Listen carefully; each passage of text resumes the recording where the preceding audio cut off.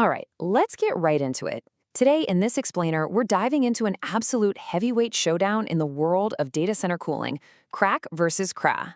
If you've ever found yourself wondering how the massive physical infrastructure behind our digital lives just stays operational 24/7 without literally catching fire, well, you're in exactly the right place.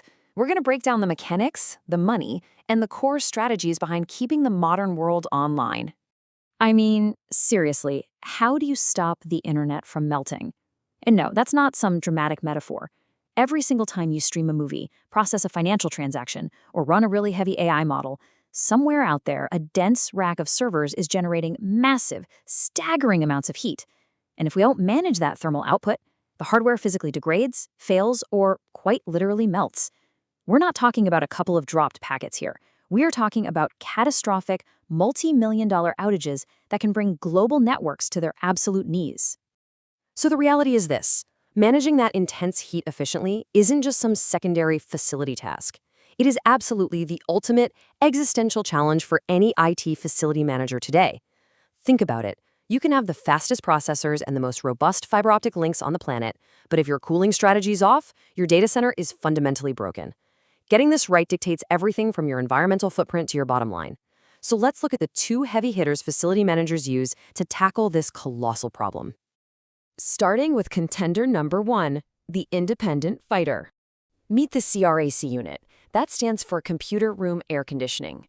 You can basically think of a CRAC unit as a highly engineered, heavy-duty version of that window AC unit you might have sitting at home.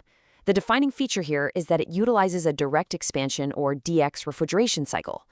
But the real kicker? The CRAC unit houses its own internal compressor. It's got the whole package right there inside its own box. It uses refrigerant, compresses it, cools the air blowing over its coils, and just operates entirely on its own. Total independence. Then we have contender number two, the heavyweight giant. Now, what if you're dealing with a facility the size of 3 football fields? That is exactly where you bring in a CARH unit, or Computer Room Air Handler. A CARH unit completely ditches the direct expansion cycle, and crucially, it entirely lacks an internal compressor. Instead, it relies on an external source of chilled water. It's kind of like a centralized radiator system in a massive building that relies on a giant external boiler room to do all the heavy lifting. Only here, that heavy lifting is done by a central chiller plant located somewhere else in the facility. The CARH unit sitting right there in the server room is essentially just a giant, highly calibrated fan, blowing warm IT exhaust air over coils filled with circulating chilled water. Which brings us to the crucial tipping point. So how do facility managers actually decide between these two? Well, the magic threshold is usually around 200 kilowatts.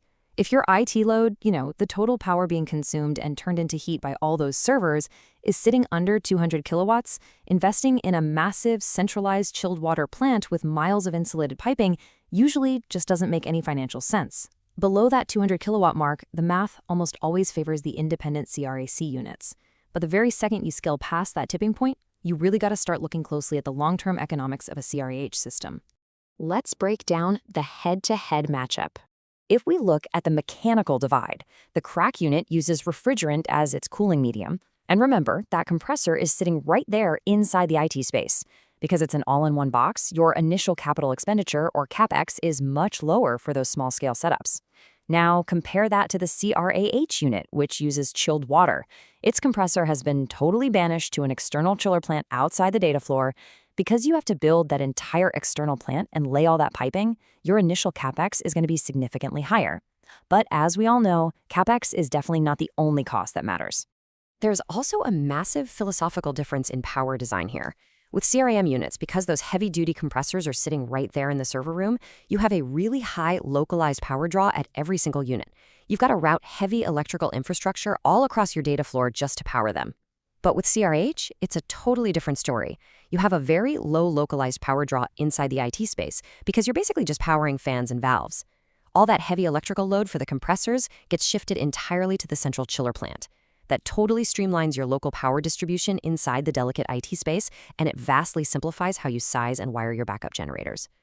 And let's anchor this to why it actually matters for the folks running the floor.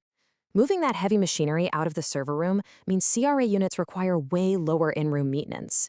When a tech opens up a CRA unit right next to a multi-million-dollar server rack, they're mostly just dealing with fans and water valves, no vibrating compressors, and crucially, absolutely zero risk of toxic refrigerant leaking out right next to your most precious hardware. It's just a cleaner, safer, and way less disruptive environment to maintain. So let's talk about choosing your cooling strategy. How do you practically apply all these insights based on your scale and needs?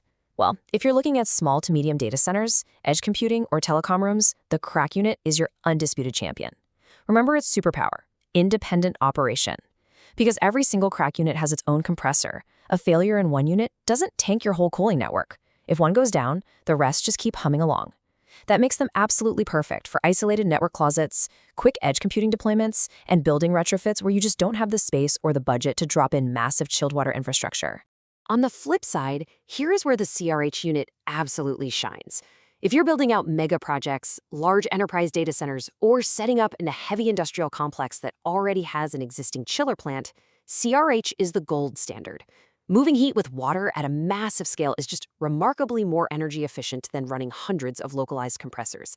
It gives you a vastly superior power usage efficiency, or PUE. Plus, because the whole system is centralized, it integrates flawlessly into SCADA and building management systems.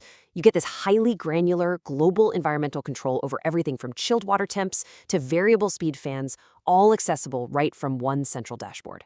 So we've seen how the localized independence of the CRAC unit battles it out against the centralized efficiency of the CRH giant. But let's look at where the internet is actually heading right now. We're seeing a massive explosion at both extremes simultaneously, right? Edge computing is shrinking down into highly remote, localized nodes, while AI is driving the creation of these unprecedented mega data centers that consume more power than literal cities. So I'll leave you with this to chew on. As our digital infrastructure stretches further out to the edge and scales higher into the cloud, which of these cooling strategies do you think will ultimately dominate the future of the web? Thanks so much for joining me for this explainer. Keep asking those big questions, and I'll catch you in the next one.